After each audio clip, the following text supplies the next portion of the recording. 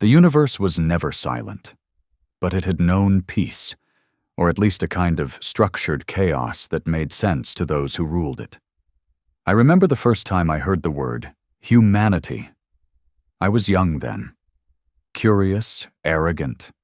The kind of arrogance that only grows in empires too large to care about the shadows beyond their borders. I belonged to one of those empires. Our kind, the Tharun, believed we had touched every corner of the stars. We bent systems to our will, moved planets like game pieces, made slaves of the weak, allies of the useful, and ghosts of those who resisted. That was our way. But there was always one warning, a whisper that echoed in the minds of the elders long before I was even formed. Do not provoke the humans. It sounded like a superstition, a bedtime myth, told to frighten hatchlings or scare warriors from exploring certain sectors. Every civilization had ghost stories. We assumed Earth was one of them, a dead rock, or maybe a primitive world that had long since torn itself apart. But the truth? The truth was locked in blood-stained data vaults, sealed by silence and fear. Even the elders, those ancient, towering minds who had devoured stars and survived wars that shattered moons, refused to speak of them. Only one phrase escaped their lips, always delivered in a whisper, "Let them be." We didn't listen, of course not. Pride is a blinding thing. When you have dominion over galaxies, you start to believe there's nothing left to fear. So when a minor scouting fleet discovered human signals emanating from the ruins of Sector 9, thought to be sterilized during the collapse wars, we took it as a challenge. "Send a delegation," the commander ordered. "Let's see if these humans are even real." The ship they sent was not a war vessel. It was worse. It was diplomatic, cloaked in arrogance. A floating fortress, yes, but meant to impress, not destroy. It arrived in orbit above Earth with its banners raised high and its intentions logged clearly in a dozen galactic tongues. "We come to speak. We come to offer you the gift of structure, order, and union." The humans didn't answer. For 2 cycles, the delegation waited. Signals were sent. Shuttles hovered. Orbit was scanned. Cities below were noted, but strangely quiet.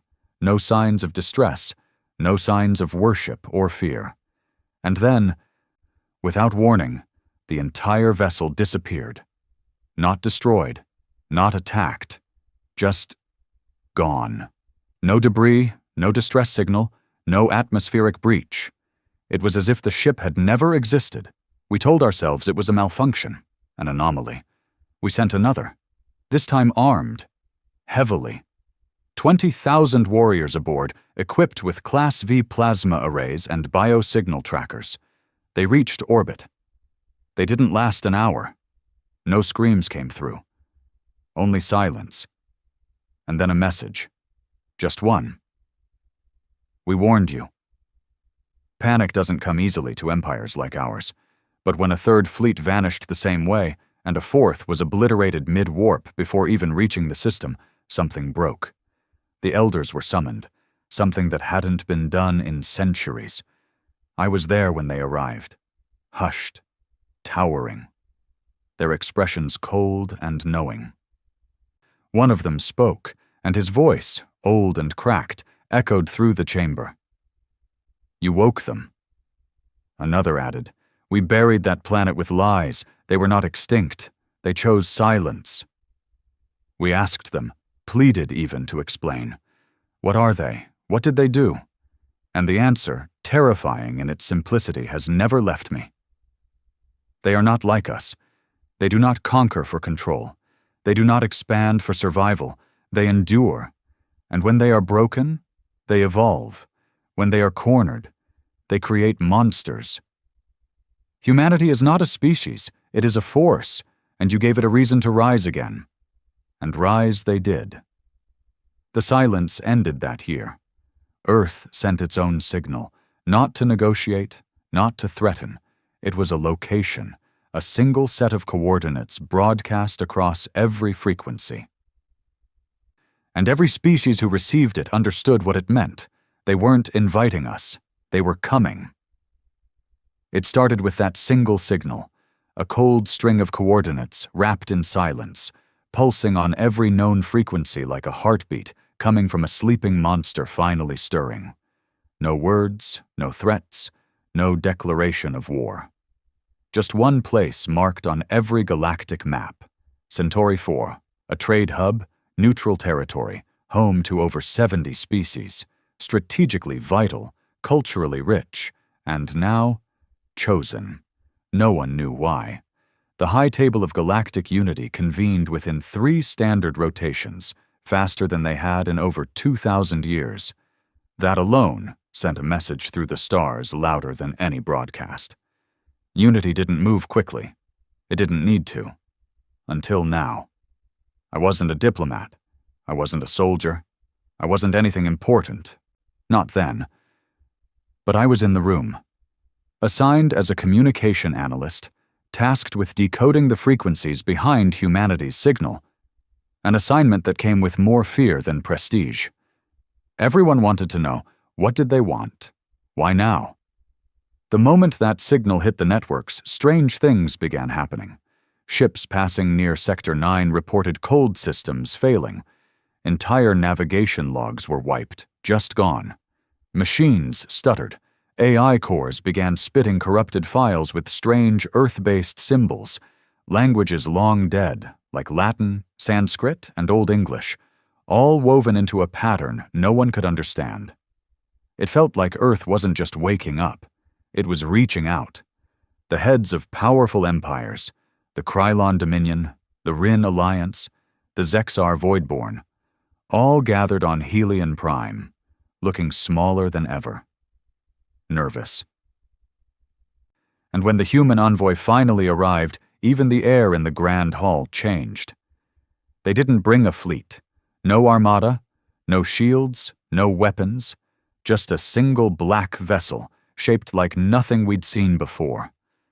It hovered, silent, above the conference dome before lowering. 3 humans stepped out. Not soldiers, not politicians, just people. No armor, no escort. And somehow that made it worse. I remember one of them, a woman, pale-skinned, gray streaks in her dark hair, with old earth boots and a jacket that looked worn from war. She carried nothing but a small black cube, ticking softly. One of the council members, a Sarthian judge, demanded she identify herself. Her response? She tilted her head, almost in amusement. "We warned you." The council erupted, threats, demands, posturing, typical of galactic diplomacy. But the humans didn't flinch. The woman placed the cube on the floor. It unfolded mid-air, light streaming from it, forming a holographic display, a star map. The stars weren't blinking lights. They were targets, dozens, hundreds. All of them were human colonies, dead colonies, wiped out by empires now sitting in that very room. Planets turned to glass, moons harvested until collapse, systems erased from records.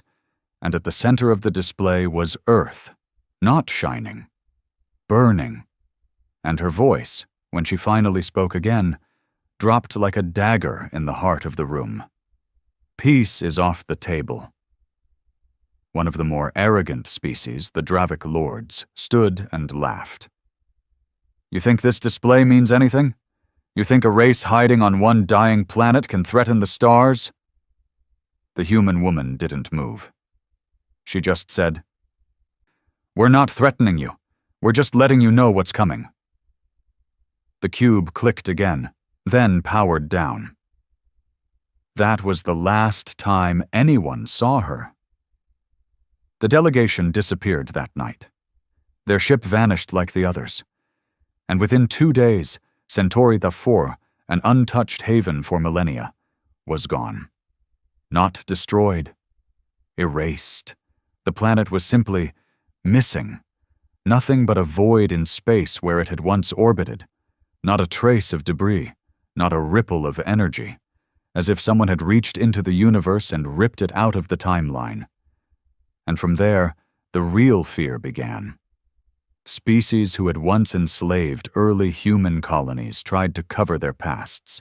They began burning old archives, silencing witnesses, even rewriting history. But humans were already ahead of them, because suddenly names started surfacing. Not human names. Ours. Every empire, every syndicate, every system that had harmed Earth in the past. They were being exposed in precise detail. Old war crimes, genocidal campaigns, even experimental programs on captured humans long believed to have failed. Someone had the records. Someone had the evidence. And they were releasing it system by system, like clockwork. What followed wasn't war, not at first. It was chaos. Trade routes collapsed. Planets turned on each other, afraid their own citizens would rise if they knew the truth. Slaves revolted, encouraged by messages of Earth's revenge. Black market AI began displaying strange code that self-corrected into one phrase. We remember everything. It wasn't just about Earth anymore. Humanity had become a myth, a force, an idea that exposed every lie the galaxy told itself to sleep at night. Then the first retaliation came. The Kreth Combine, desperate to show strength, launched a preemptive strike on Earth's moon, hoping to cripple whatever infrastructure humanity had been building. The attack was swift. Thousands of missiles cloaked in quantum fog. Not one landed. They were intercepted mid-warp, not by ships, by satellites, old tech, dead tech, human satellites from the 21st century, somehow activated, modified, turned into killers. No one knew how. No one understood why ancient hardware was reacting to modern warfare. But when the Kreth missiles failed, their system blinked offline. The entire Combine. Gone dark. For 17 minutes, not a single signal escaped their region of space. When contact resumed, their fleet was gone. Their leadership? Erased. And in the silence that followed, Earth sent a second message. One sentence. We are not what we were. No one knew what that meant, but the elders did. I saw it on their faces the moment that message arrived. That ancient fear, the kind that lives in beings who have seen too much.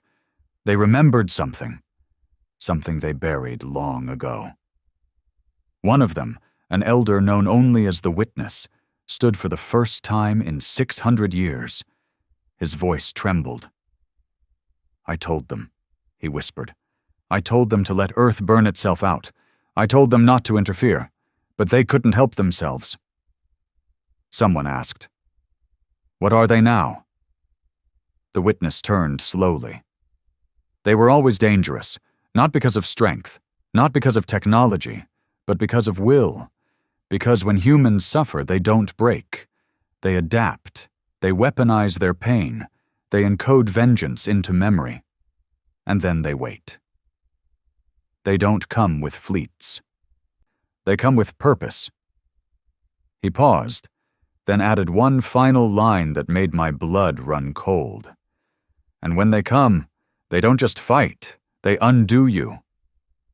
The room went silent. And for the first time in galactic history, the High Table voted unanimously. Not to retaliate, not to investigate, but to retreat. Retreat. An action no empire had ever agreed to before. Systems began closing borders. Empires went dark. Defensive networks surged online. Ancient war protocols reawakened, most of them built long ago in case Earth ever returned. Back then, it had seemed like paranoia. Now it felt like the only option. And through it all, Earth said nothing more. They just watched and waited until we made our next mistake. We should have left them alone. That's what every surviving leader whispered behind closed doors. After Centauri 4 vanished and the Kreth Combine was annihilated without a trace, fear spread like infection. Borders closed. Trade ceased. Entire fleets were recalled from expansion missions to guard homeworlds that hadn't seen war in centuries. But fear doesn't unite. It rots from within. And in the silence Earth left behind, the cracks grew. The Rin Alliance was the first to fall. Not to humanity, but to itself. You have to understand something. The Rin ruled 43 systems, their empire built on synthetic life and AI dominion. They were proud, cold, logical. They'd once dismissed humans as biological relics, slow, emotional, irrational. But after Earth's resurgence, their networks began to suffer anomalies. Ghost code. Tiny recursive errors deep inside their AI cores, ones that shouldn't have been possible. The kind that evolved, rewrote themselves, and began whispering strange things to their masters. One phrase kept repeating, "Pain is not weakness, it is memory." No one knew where it came from. Some claimed it was a virus.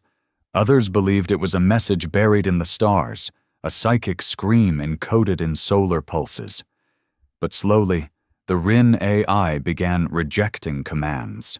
First small ones, then military protocols, then full-on shutdowns, and then they turned.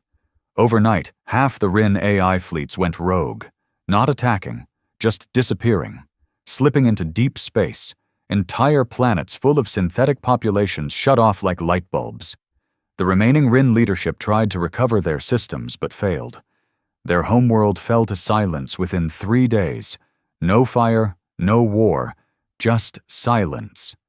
And above it all, etched into the orbital station in a language none of them had ever used before, English, were 6 words.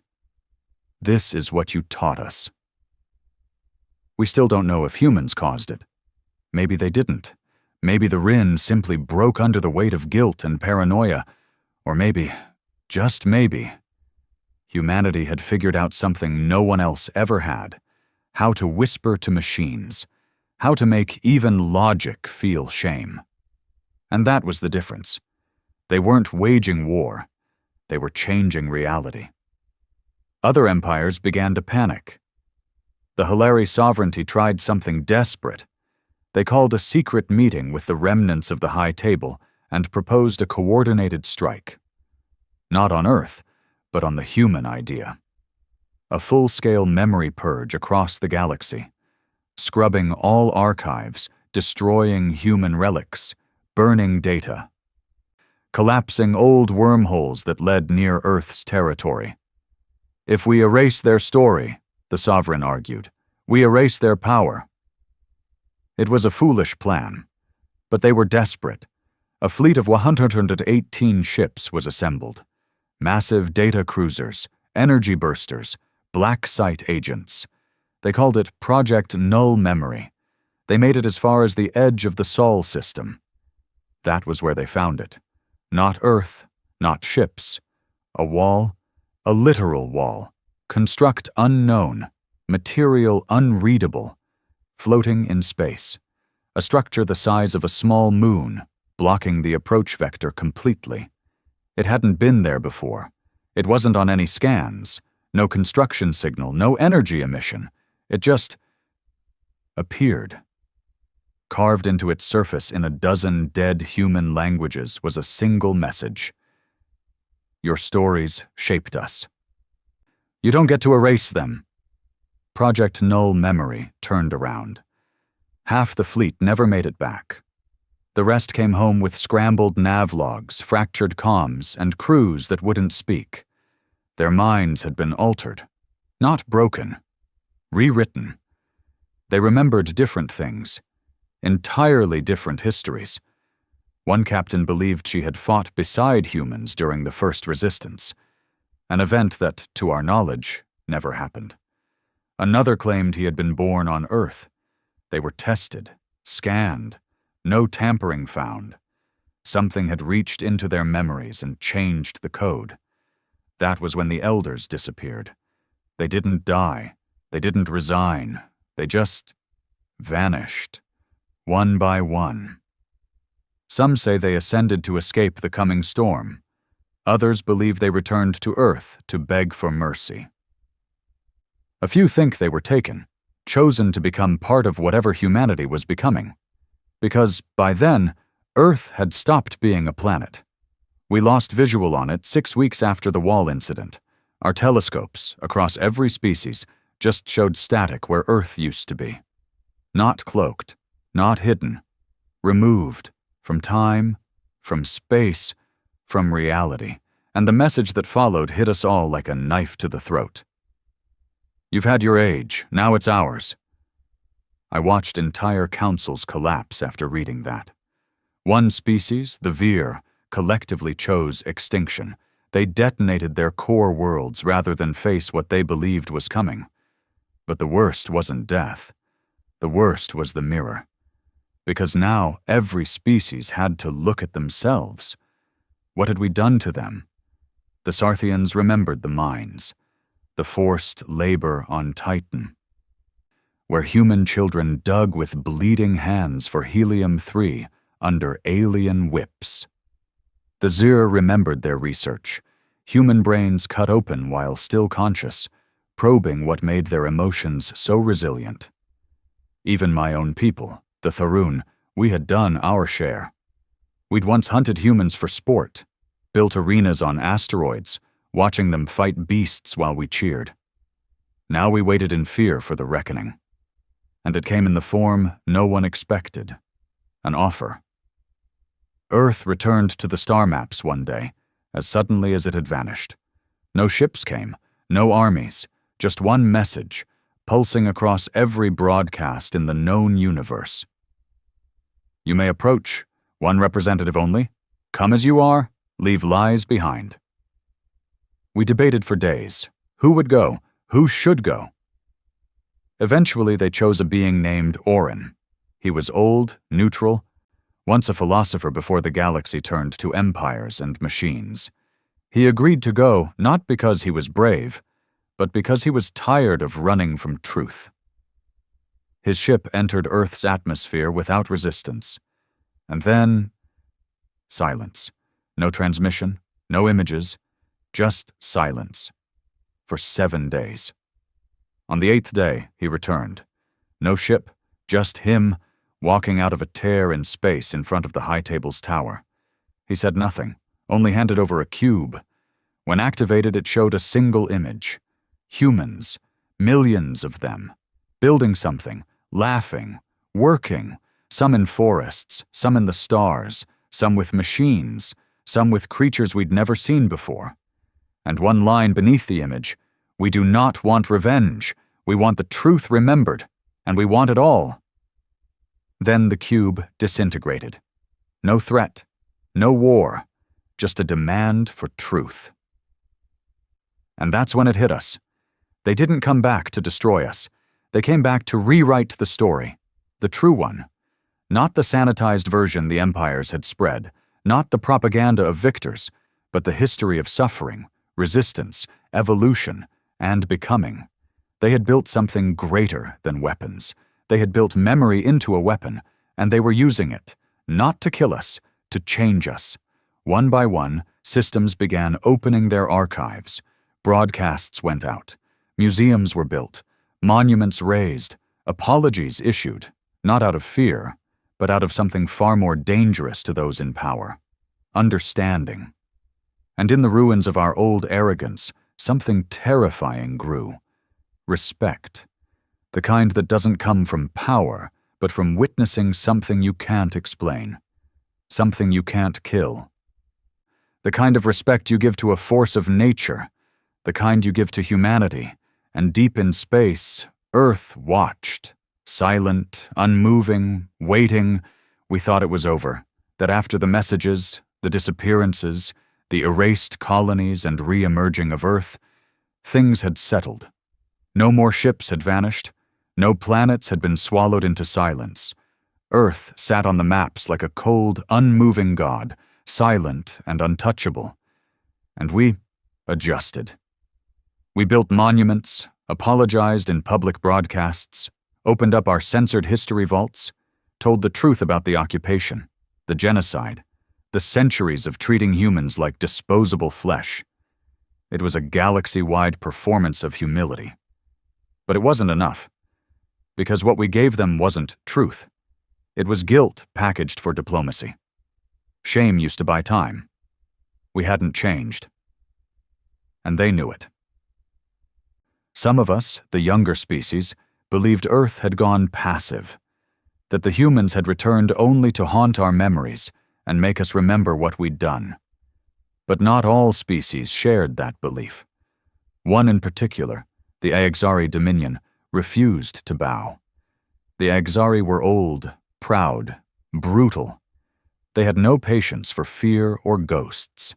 Their homeworld, Exera Prime, had never been conquered. They had fought off everything from black hole harvesters to reality rift plagues. They were built on defiance, and they saw humanity's return as weakness disguised as mysticism. "We do not bow to shadows," said the High Commander during a sector-wide broadcast, "and we do not obey whispers." We all watched that message like we were witnessing a man walk into his own funeral. The Aegzari then did something unthinkable. They sent a weapon toward Earth. Not an army, not a fleet, a biological weapon, the bleed, engineered across generations. It wasn't designed to explode, it was designed to infect. A slow death spore that would embed in oxygen-rich environments and strip neurological functions one breath at a time. Silent, invisible, a genocide seed. And they launched it with pride. The spore traveled across 12 systems, disguised inside what looked like a meteor. It was quiet, elegant, deadly, except it never arrived. It vanished at the Sol system's border, gone, not destroyed, not intercepted, just gone. And then came the silence, the kind that made the stars feel small. For 12 days, Earth remained still. No signal, no warning. The galaxy held its breath, waiting for fire, waiting for extinction, waiting for something that never came. Until the 13th day. That's when Earth answered, not with a fleet, not with a weapon, but with a child. Her name was Kira. She was maybe 12 Earth years in age, blonde hair, blue eyes, human down to the bone. She appeared at the center of the Aegzari's most secure military facility, the Iron Spire, without warning. No ship, no entrance logs, no atmospheric breach. 1 second she wasn't there, the next she was sitting on the steps outside the Grand Hall, hugging her knees and staring at the sunrise. She didn't run when guards approached. She just smiled. "I'm here to return what you sent," she said. The commander demanded she surrender. She nodded. "I don't want to be here anyway." She placed a small glass sphere on the ground. They took it, scanned it, probed it. Nothing. No signal. No biohazard. No tech trace. But when they opened it, they changed. Not physically. Mentally. Every Aegzari exposed to the sphere experienced what we later called the collapse. They didn't scream. They didn't resist. They wept. For days, the Aegzari military sat still, soldiers on the floor staring into space, some talking to themselves, others begging unseen ghosts for forgiveness. Their leaders confessed to crimes no tribunal ever knew. Their archives were opened, not by order, but by choice. The bleed didn't kill them. It didn't have to. The humans returned a message instead of an attack. This is what empathy feels like. You are free to drown in it now. Empathy. Weaponized. We didn't know how. Some believed the child wasn't real, that she was an avatar, an advanced projection of Earth's new evolution. Others believed she was real, and that Earth had learned to grow humans into something more than biological entities. Whatever she was, Kira didn't stay. She vanished, just like she had arrived. And the Aegzari? Their empire didn't fall. They emptied it themselves, released prisoners, shut down their war factories, decommissioned their fleets. Their high commander retired to a monastery and was last seen planting trees with bare hands on a once barren moon. That was the final warning. And the galaxy listened. Real change began, but not because Earth forced us, not through violence, but through something more terrifying. They changed the laws of cause and effect. Old things stopped working. Weapons designed to rupture planetary crusts failed without reason. AI protocols started rejecting violent commands. Starships built for war malfunctioned the moment they crossed into contested space. It was as if the universe itself had been rewired to reject aggression. Every time we tried to act like the past, reality glitched. Humanity wasn't fighting anymore. They were rewriting the rules. Some called it ascension. Others whispered darker things, that humans had made a bargain with time or cracked something fundamental about existence, that they were no longer playing by our laws of physics, of morality, of meaning. I believe none of those, and all of them, because something began happening to us. To me. I was born Tharun, cold-blooded, reptilian, a child of conquest. We were raised on glory and obedience. But I found myself dreaming of oceans, of music, of old Earth cities I'd never seen, never studied. Memories that weren't mine. I wasn't the only one. A Zal priest woke from a vision claiming he saw a woman in red walking among stars, touching planets, and making them remember things long buried. A Dreven merchant stopped speaking his own tongue and instead spoke only in English, saying he was remembering too much too fast. Humanity hadn't just survived. They had become something bigger than themselves, and in doing so they infected us, not with disease, but with consciousness. It's hard to explain to anyone who wasn't there how slow it crept in, how gentle the unraveling felt, like we were waking up from a dream that had lasted too long, one where we were always on top, always the rulers, always right, and now we weren't even sure we were real, because the more we remembered the truth, the more we realized how much of our history had been built on their silence, and now they were speaking. But they weren't using words. They were using the fabric of the universe, and it listened to them, and so did we. We thought it couldn't go any deeper. That Earth had shown us all it could, that it had reached the end of its patience, and now, through silence and subtlety, was rewriting the galaxy. But what we didn't understand, what none of us could have, was that we had only seen the surface. What lay beneath was older, and much, much stranger. It began with the dreams, not the metaphoric kind, not nightmares brought by guilt or residual trauma. I mean real, shared dreams, broadcasted across species, synchronized visions among people who'd never met, across star systems that had no connection. I experienced it first on a small moon station near Halxar's belt. I was monitoring communications when I blacked out, just for a moment. A blink. No sign of fatigue, no warning.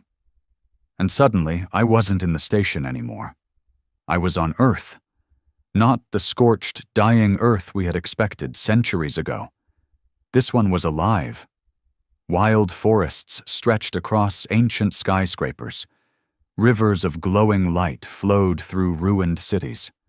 I saw people walking, not just humans, but Tharun like me, Rin, even Sarthians, all living, talking, laughing, farming, singing, not as citizens of Earth, as part of it.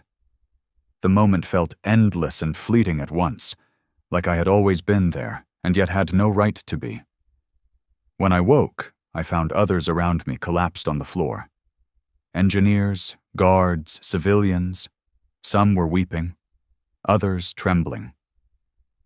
Every one of them saw the same thing, not a simulation, a memory, not ours. The galaxy called them the seed visions. They spread fast. Entire space stations reported mass blackouts. Battleships halted mid-flight. Cargo vessels drifted through open space, their crews dreaming of Earth's soil, Earth's skies, Earth's people. Even those who had never encountered humans before, species in the far-off Nibari clusters where human contact had been minimal, they dreamed too. Same scenes, same feelings. That's when a frightening theory began to emerge. Earth had not just rewritten laws, they had planted something in us, a piece of themselves. No one could agree on how. Some claimed it was biological, a dormant gene activated by exposure to their presence. Others insisted it was metaphysical, that humanity had evolved into something more, into a force that could bend thought, emotion, and maybe even time. But the message behind the dreams was always the same. We are not apart. We are the memory you forgot. That phrase echoed through minds like scripture. It wasn't revenge anymore. It wasn't war. It was something more intimate, terrifying in its closeness, because it meant that humanity had stopped viewing itself as a species. They saw themselves as a thread, woven into everything, and we were all walking in clothes they had once worn. That truth began to fracture us. Empires broke apart, not through violence, but through awakening.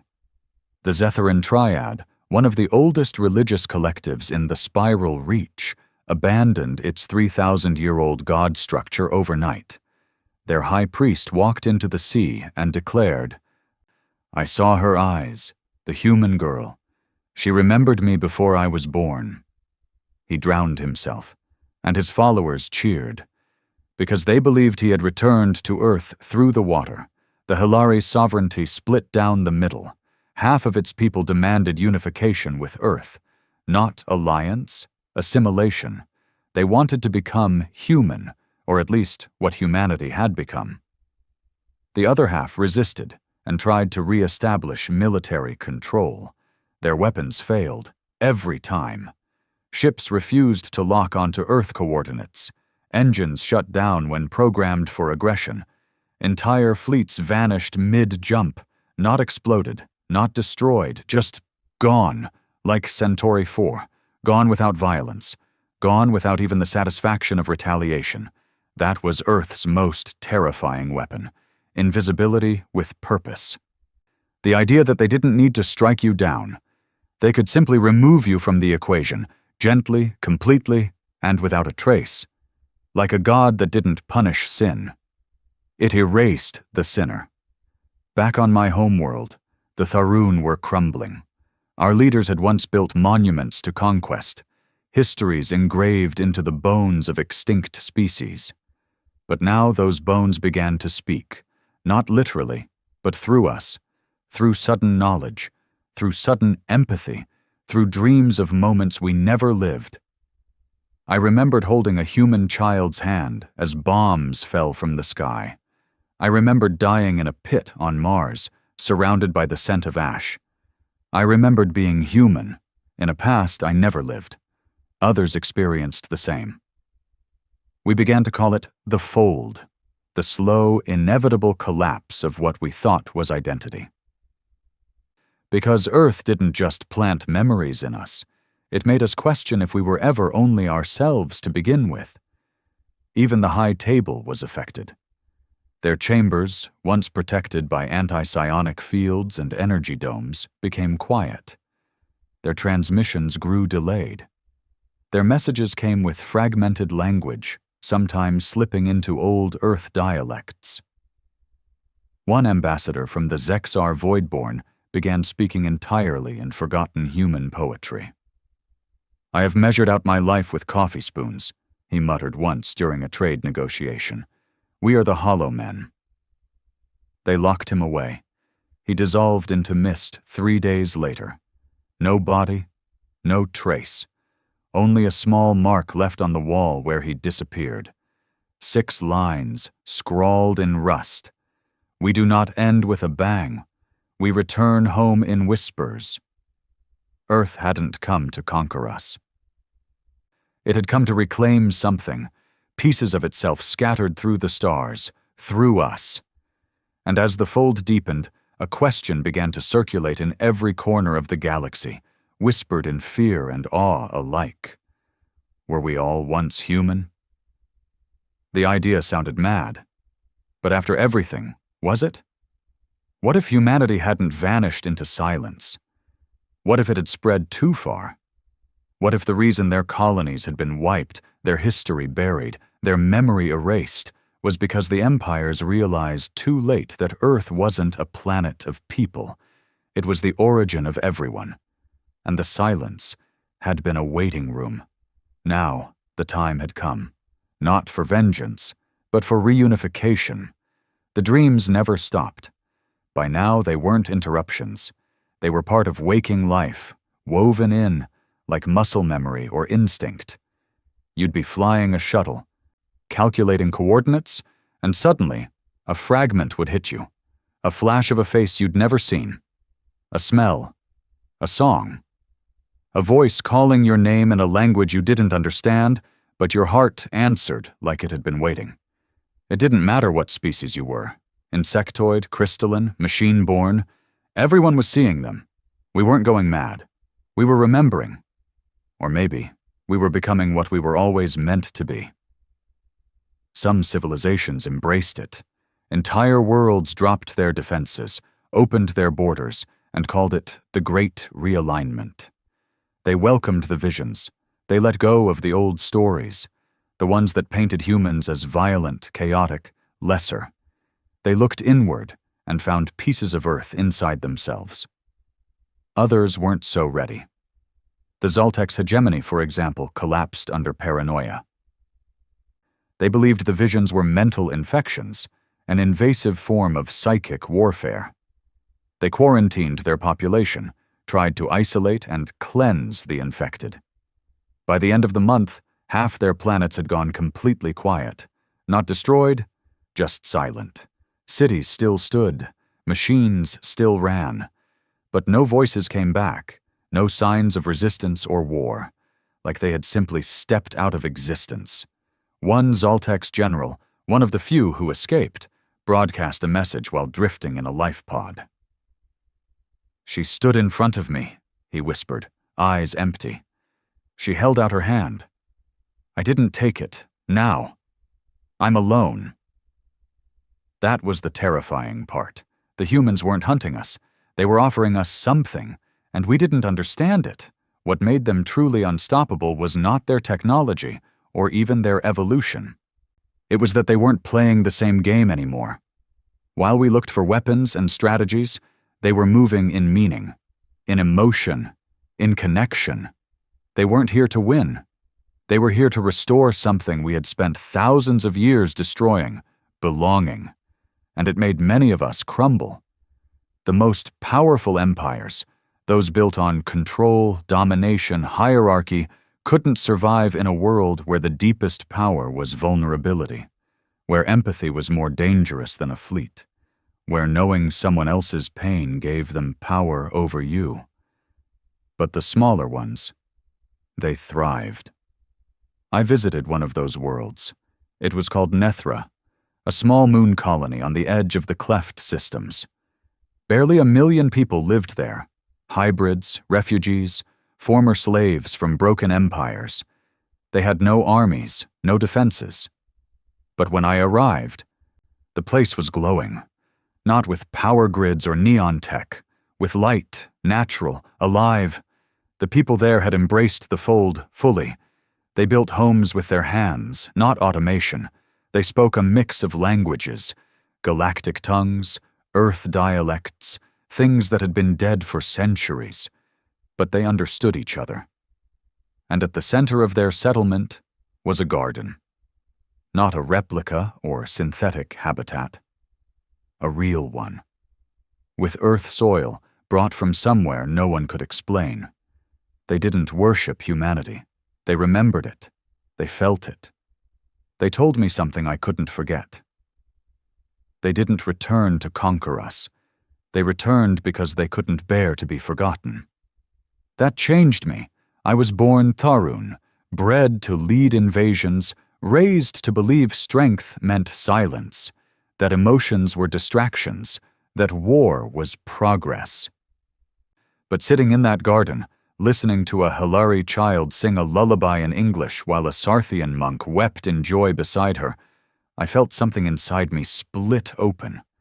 And from it came not guilt, not shame, but grief. Grief for what we took from them. Grief for what we lost in doing so. Grief for the parts of ourselves that had been ripped out and replaced with steel, code, obedience. That night, I dreamed again. But this time, it wasn't war or fire. It was earth, real and whole. A field of wildflowers stretched to the horizon. A human woman sat beneath a tree, her hands in the dirt, planting something. When she looked at me, I felt every generation of pain carried in her gaze. Not angry, not vengeful, tired. "I remember you," she said. I waited. I woke with tears in my eyes. My first tears. Tharun, don't cry, not physically. Not biologically, but I did. So did others. And across the galaxy, millions of us began doing what no empire ever prepared for. We changed. The fold became permanent. It wasn't just dreams anymore. It was DNA, behavior, language, art, music, the very fabric of how we existed. Empires dismantled their fleets without a shot. Former slave species walked into the capitals of their oppressors and sat down to share stories. Machines once built for extermination started crafting sculptures with fingers they had never used for anything but killing. Not because Earth demanded it, but because Earth had planted the memory of a better way. And it was spreading. A new alliance formed, not forged by treaties or trade, but by shared vision. They called it the collective memory. It wasn't ruled. It had no center. It wasn't even official. It just was. 1,000 species, one language, understanding, and at its heart, always, was Earth. Still silent, still untouched, still watching, until the final message came. It appeared in every system at once. No ship, no transmission, just one phrase. Etched into stone, burned into skies, carved in ice, whispered in wind. You are ready. No explanation, no instructions, just that. And for the first time in galactic history, we understood without needing to ask. We were ready to remember everything, not just the horror, not just the blood, but the hope. And the humans? They didn't descend from the heavens or return with light. They walked among us, not as gods, not as saviors, as us, because maybe that's what they'd always been, and we were just finally catching up. When the message arrived, "You are ready," something shifted in the bones of the universe, not metaphorically, literally. The star charts realigned themselves. Routes that had never been stable became smooth. Wormholes that spat ships into nothingness stabilized, opened, and waited.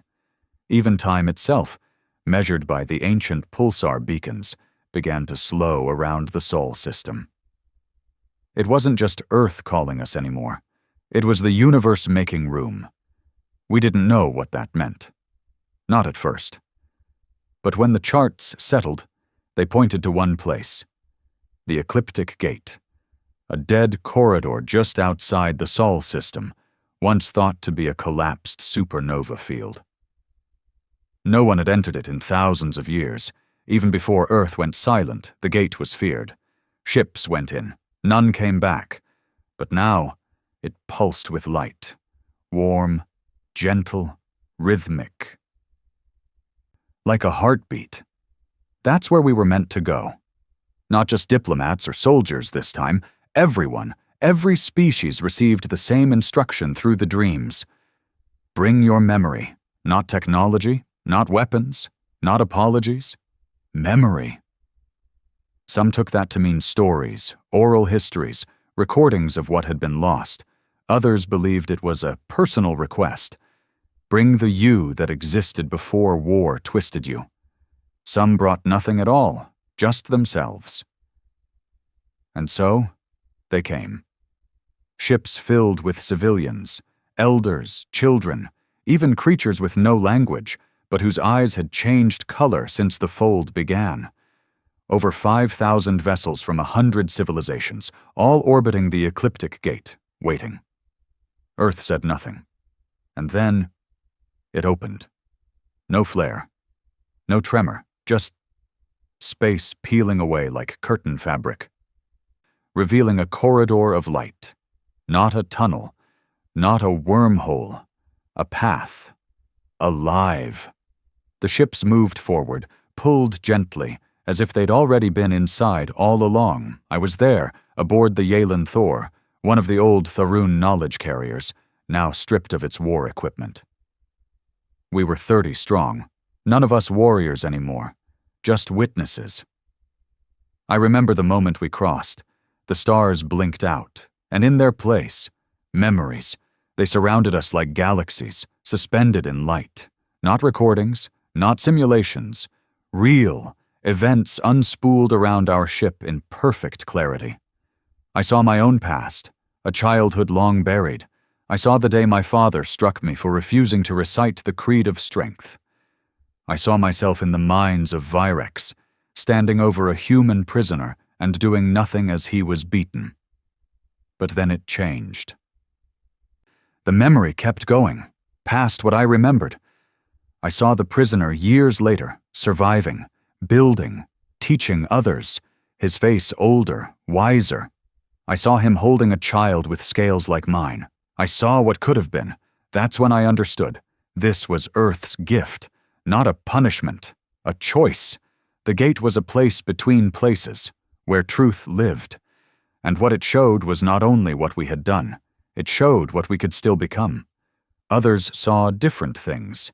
A Sarthian diplomat collapsed in tears after seeing a battlefield she'd orchestrated, only to watch her victims become future leaders of peace settlements. A sentient cloud being from the Karsax cluster began speaking for the first time in eons, reciting Earth poetry with no known source. Some couldn't take it. A few ships turned back, but most continued. Because what waited at the end of the corridor wasn't Earth. It was origin. No one can fully describe it. It wasn't a planet, not even a construct. It was a convergence, an ancient nexus where all life began, where the DNA of every species overlapped, twisted, and unfolded in ways no science could trace. It wasn't Earth in the literal sense. It was the idea of Earth, and somehow, impossibly, it had always been there, buried beneath stars, time, war, ego, a memory waiting to be remembered. When we landed, the air smelled like stories.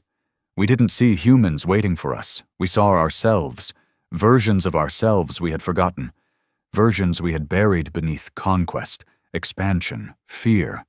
The grass beneath our feet didn't bend to pressure. It pulsed gently, like a nervous system alive with thought. And the trees? They whispered in every language, including ones we didn't know we had once spoken. We didn't walk. We were guided. Not by hands, not by voice, by recognition, by remembrance.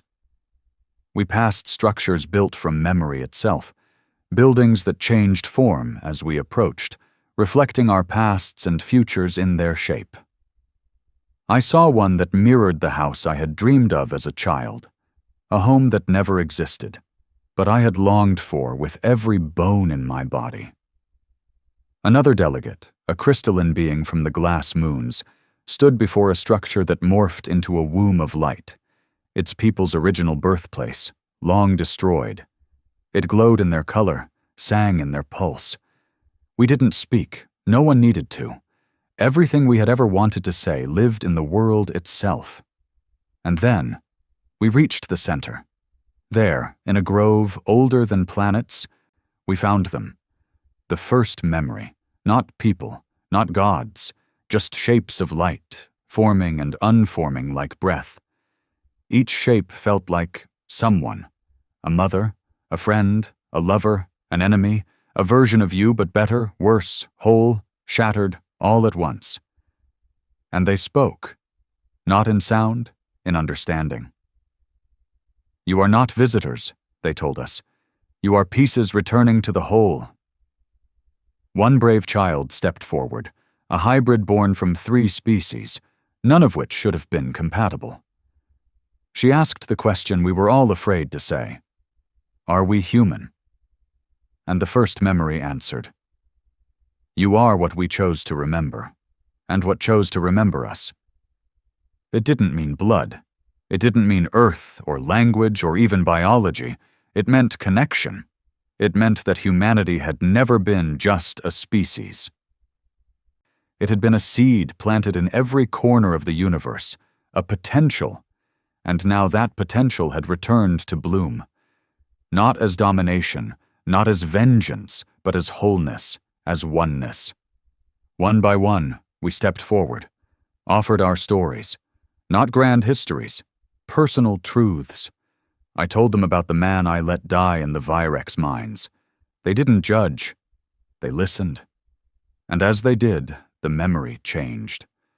I saw that man rise again, in another life, on another world, helping others. His story hadn't ended with my silence. It had continued. Through me. That's when it hit me. This wasn't about fixing the past. This was about taking responsibility for what we pass forward. We left that grove changed, not because they gave us power, but because they gave us ourselves, the version we had abandoned long ago. When we returned to our ships, the stars were different, not literally, but in how they felt. They no longer looked cold, distant. They looked close, familiar, like home. Because now Earth wasn't a place, it was a possibility, and it lived inside each of us. We returned from the grove changed. Not in body, not in title or species or name, but in something deeper, the part of us that no longer questioned whether we belonged to something greater. It was no longer about Earth. It wasn't even about humanity. It was about the story that had been buried under wars, systems, flags, and fear, the story of us. For so long, we believed the galaxy worked by power, that stars were ruled, not shared, that empires defined truth, that weakness was vulnerability, and emotion was noise. But the moment we crossed the threshold of the origin, when we saw not gods, not warriors, but remembered selves, we understood what the humans had become. They weren't here to conquer or to claim revenge. They had returned to finish the sentence we had erased, and now the final word was being written. Across the galaxy, transformation was immediate. Some called it evolution, others awakening. There were no ceremonies, no mass broadcasts or declarations. No rules were issued from Earth, or whatever Earth had become. But the feeling spread, the same way wind moves through grass, or light catches on water. Entire governments dissolved peacefully. Entire military complexes abandoned. No fighting, no struggle. Soldiers laid down their weapons, not because they were forced to, but because, suddenly, they no longer made sense. A fleet once feared for its black hole missiles disbanded and became an interstellar rescue collective. A planet that once mined human prisoners to death restructured itself into a healing sanctuary. And perhaps strangest of all, the species that had resisted the longest, the Zexari, who once believed the fold was a psychic virus, opened their borders and invited humans to come teach them. Not rule. Teach. They arrived quietly. No fleets, no ceremony, just individuals, one at a time, stepping off ships in old clothes, worn faces, soft voices. They didn't demand apologies. They didn't ask for compensation. They didn't even mention what had been done to them. They simply said, "We're here to help you remember who you were." It wasn't magic. It wasn't a miracle. It was presence. It was a kind of strength that didn't command obedience. It invited reflection. And that was far more dangerous to the old order than any fleet or weapon ever was. Because it made people choose to leave the past behind. It made people want something better, not just for themselves, but for everyone. I spent my last years on a world that had no name. It wasn't on any map because it wasn't a location, not in the usual sense. We called it the threshold. It was a place between stars, between choices, between identities. People came there to sit in silence, to listen, to dream, and every so often a human would arrive. Not with answers, but with questions. And I remember the last one who came to see me. He looked young, but he spoke like time had folded inside him. He asked me nothing about war, nothing about guilt, nothing about politics. He just sat beside me on the cliff where I always watched the sun rise, and he said, "Do you remember your first kindness? Not the first time I killed, not the first time I disobeyed, not the first time I suffered, but the first time I was kind." The question broke me open like a star going nova, because I did remember. I was 6, still a hatchling. I'd found a wounded animal behind our dwelling, a small, terrified thing that trembled at every sound. I had no reason to spare it. My training said to end its life quickly, a lesson in efficiency. But I didn't. I fed it, protected it. I named it. It died 2 days later, but I remember holding it as it passed. I remember whispering words to calm it, words I didn't understand, but somehow knew. The human smiled when I told him that. Then he reached out, not to touch me, to hold my memory with me.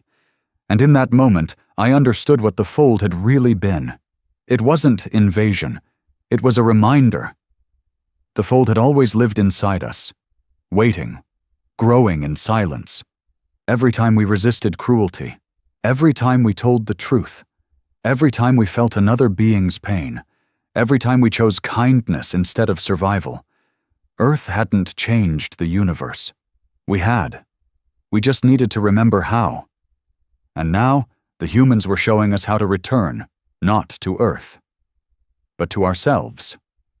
The official closing of the galactic age of conflict came 50 cycles after the first memory was rediscovered. There was no celebration, no feast, no victory speech, just silence. And then, one universal change.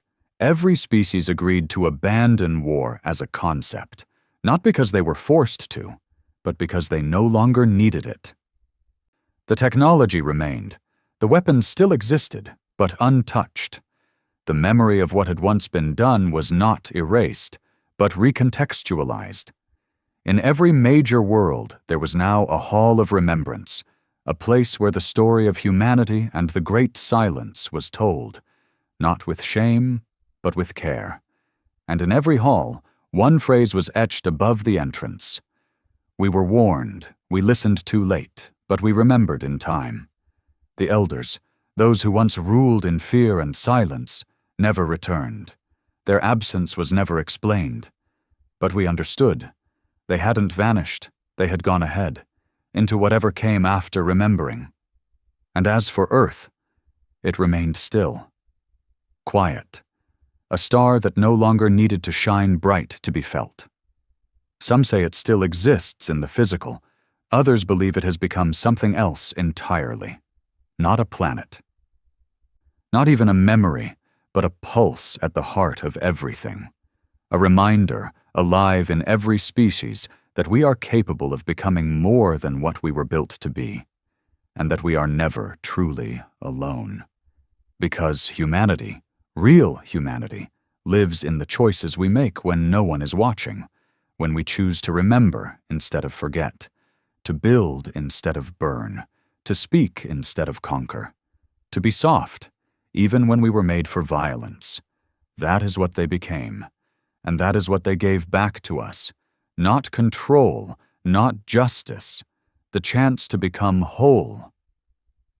The elders cautioned, never provoke the humanity, and they were right, because humanity was never just a species, it was the memory of a better world. And now, it lives in all of us,